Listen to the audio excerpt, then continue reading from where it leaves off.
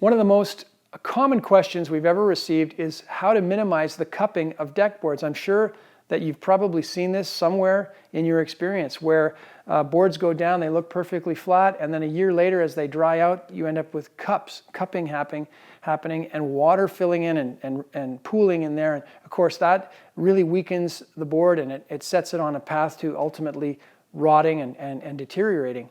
So I've got a question today, a couple of questions. We'll start with Bruce. Bruce writes, should I purchase decking boards with stress relief grooves or cut them myself? So what he's referring to is, we'll take a closer look at, this is a 2x4. Normally it would be a 5/4 board and typically in treated pine. This is cedar, but it's actually doing what we're discussing. So I thought I'd use it as a sample.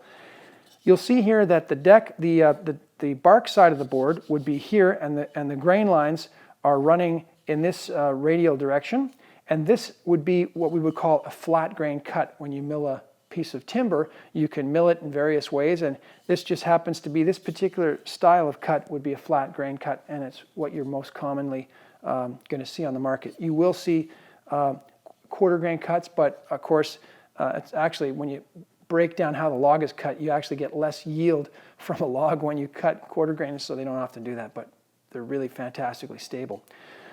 Since this is what you're going to be getting, if you put the grain side down, what happens when the board dries up, it has all this pressure in it and it shrinks differently in different directions. And so what's happening here is, in order to compensate for that differential in shrinkage, it's the rings here want to bend this way. So they want to get flatter. From a round position, they want to flatten out. And that results in this bow here, or this bump here, or a cupping shape on the other side. This would be concave, this would be convex. So I always recommend, it's my experience, having installed lots and lots of decking in my life, that this ensures that if things go awry, if the board does start to cup, that the cup is downwards and the water will always shed off of the deck board, and that means that your decking is going to last a lot longer. So what Bruce is asking is, hey, can I reduce that from ever happening, prevent that from ever happening if I cut stress relief cuts? And the answer is yes, you can. We often do this with fascia board. You've probably seen 1x10 fascia board that goes around a 2x10 rim joist. And we'll glue it onto the rim joist, and we'll also run relief cuts. Because fascia, being only 1 inch thick, has a real tendency to move.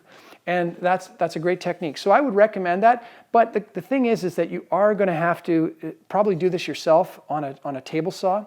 A skill saw is going to be a lot of work. But if you set this up on a skill saw or a table saw, you can actually run these through fairly quickly.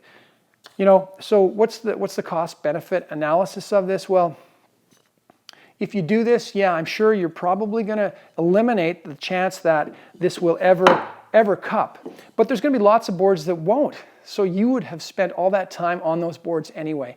So it's a question of degree and how far do you want to go to, you know, have that absolute 100% confidence that those deck boards are never going to move. So, and then I got another question here that's related to that, and this is from Mikey. Mikey writes, will the entire relief need to be treated with sealer and end cut sealer as well?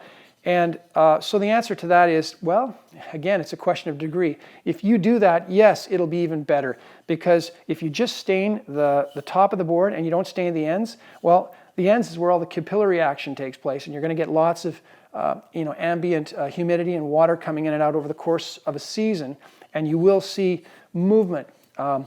If you stain or seal the entire board and you put relief cuts in, that's the best you can do. Nothing better than that. So hopefully that explains sort of the dynamics of what's going on. And just remember, try to get the bark side of that board down and the center of the tree facing up, and you should minimize the chance of those boards ever cupping on you. Thank you for watching this video. If this was helpful, please subscribe to our channel for more content like this. For more in-depth articles or to check out cool new products, visit our blog or our store at DecksGo.com. And be sure to keep an eye out for us on Facebook, Twitter, and Pinterest.